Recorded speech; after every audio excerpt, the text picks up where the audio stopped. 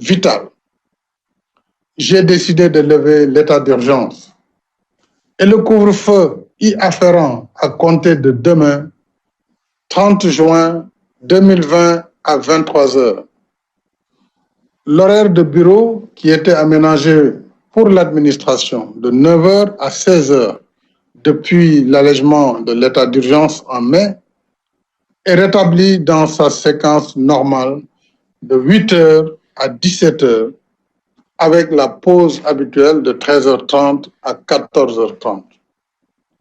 La fermeture des marchés publics un jour par semaine pour nettoiement reste en vigueur. En raison du risque élevé de propagation du virus qu'il présente, les lieux accueillant des activités de loisirs à huis clos resteront fermés. La réouverture des frontières aériennes se fera à partir du 15 juillet prochain. Les vols internationaux reprendront ainsi selon un protocole sanitaire défini. Les frontières terrestres et maritimes restent fermées jusqu'à nouvel ordre. Dès à présent, il nous faut aussi anticiper et nous organiser en nous préparant à l'ère post-Covid-19.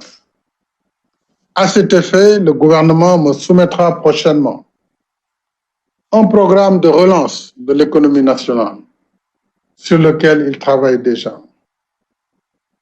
Ce programme reposera sur nos bases productives, dont l'agriculture, qui bénéficie pour la présente campagne de ressources budgétaires exceptionnelles de 60 milliards de francs CFA contre 40 pour la précédente.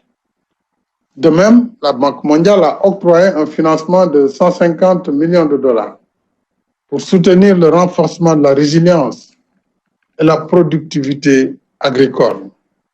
Ce projet aidera à accroître l'exportation des cultures à haute valeur ajoutée, dont la filière horticole, à améliorer la productivité de l'élevage laitier et réduire le taux de mortalité des petits ruminants. Tous ces efforts viennent consolider notre quête d'autosuffisance alimentaire. Cette crise rend en effet plus évidente la nécessité de réaliser au plus vite cet objectif en produisant plus et en transformant davantage nos produits d'agriculture, d'élevage et de la pêche. Comme je l'ai indiqué dans mon message du 11 mai dernier, le programme de relance de l'économie nationale post-Covid-19 soutiendra aussi les initiatives créatives développées dans le cadre de la lutte contre la pandémie et la promotion de l'industrie pharmaceutique nationale.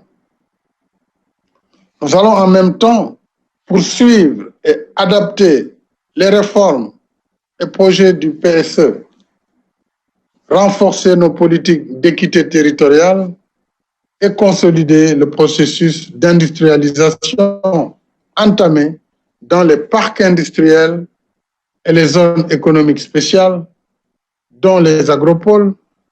Je tiens particulièrement à ce que l'État et ses démembrements, y compris les sociétés à participation publique, ainsi que le secteur privé, valorisent davantage le contenu local dans la commande publique des biens et services.